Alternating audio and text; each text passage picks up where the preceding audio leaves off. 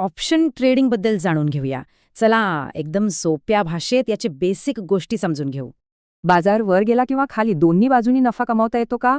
हो, ऑप्शन ट्रेडिंगमुळे हे शक्य आहे. पण हे होतं कसं? यासाठी ऑप्शन ट्रेडिंगच्या 2 महत्त्वाच्या गोष्टी समजून घ्याव्या लागतील. आणि त्या 2 गोष्टी आहेत कॉल ऑप्शन आणि पुट ऑप्शन. खरं तर सगळा खेळ याच दोघांचा आहे. ठीक आहे, तर आधी बघूया कॉल ऑप्शन म्हणजे नेमकं काय. कॉल ऑप्शन म्हणजे तेजीचा अंदाज. जेव्हा वाटतं की बाजार वर जाणार आहे तेव्हा याचा वापर होतो. बघा, ट्रेडर कॉल ऑप्शन विकत घेतो. बाजार वर गेला की ऑप्शनची किंमत वाढते आणि होतो नफा. आता ह्याच्या अगदी उलटं. समजा वाटलं की बाजार खाली जाणार आहे, तेव्हा कामाला येतो पुट ऑप्शन.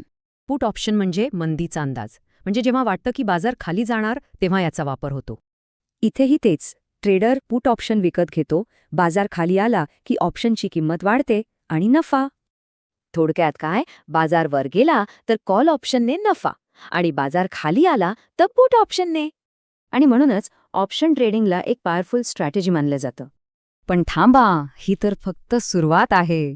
अजून बरंच काही शिकायचं बाकी आहे. पुढच्या भागात आपण स्ट्राईक प्राइस आणि प्रीमियम या 2 महत्त्वाच्या गोष्टींबद्दल बोलू.